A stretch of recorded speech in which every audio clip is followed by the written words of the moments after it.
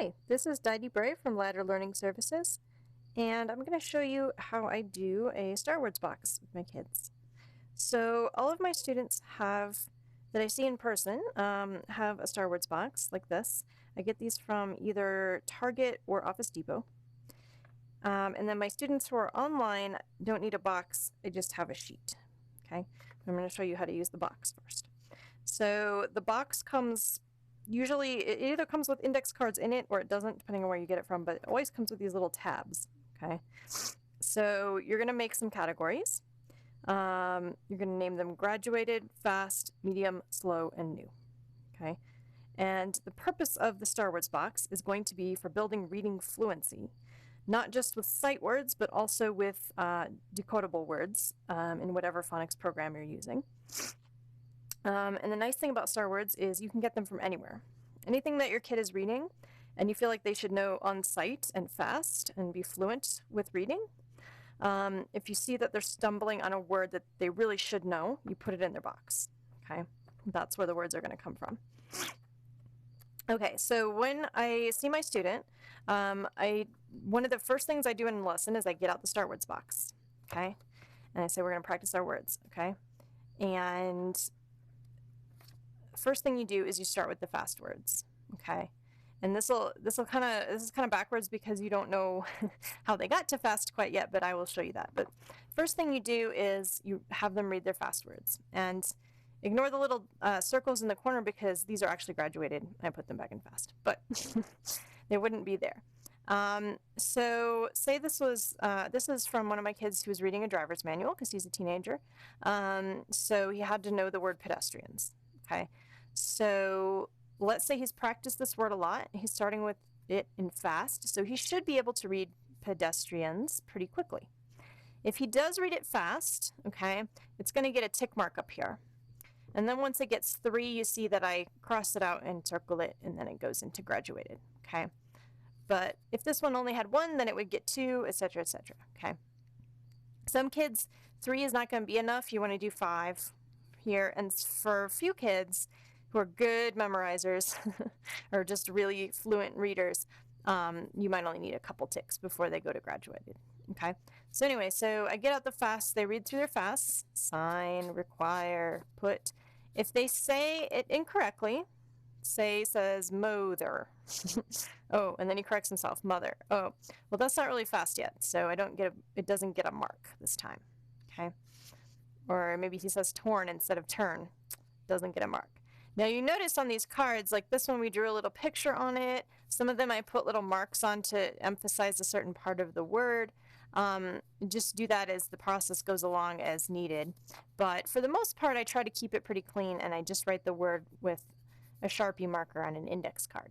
Okay, adjust my camera here. Okay, so that's the first thing we do is we look at the fasts, and then the ones that are graduated, I can put in graduates. The ones that are not quite graduated yet, maybe they have 2 marks or whatever, go back in fast for next time. Okay. Then we move on to mediums, and in medium and in slow, they just move right up. They don't need any tick marks up here, okay? So if he reads friend and he reads it at kind of a medium speed and I feel like it's good to go and can move up, then it will move up to fast. And maybe he stumbles on prohibiting or something, then it stays in the medium, okay? Change, predict. See, this one we marked because he was having trouble dividing these syllables, so I marked it for him. And you can see this one actually has been taken from the graduates and redone because it needed to be practiced again. Every now and then you'll have to go through all your graduates just to see if there's any that are not doing well. Right. So then you would go through the slows, the exact same as the medium, okay? Emergency, gliding, dashed, divided, etc. Okay, then if he says them all fairly quickly, you know, at about a medium speed, then they can move up to medium. If he's still saying them slow, or if he gets them wrong and doesn't quite pronounce them correctly, then they have to stay in slow and just do them next time, okay? So as you can see, this is just a process of making it not so tedious to practice the same word over and over and over again, which you know our kids need to do, right? They need to be exposed to a word up to 100 times to get it into fluency, whereas kids without dyslexia really only have to see it about 10 times. So we're just trying to increase their fluency. So let's say we had some news. Now, when they're new, in order to get them into slow, there's a different procedure, okay? Because they don't know the words yet, and I don't expect them to be able to read them yet. So when they're new, what I do is I do a little find it, and then I do up the letter, down the letter. So I'm going to put, I do usually about 6 cards unless my kid can't handle 6 words at once. Okay, so I lay them all out and I say, hey, find me the one that says sure.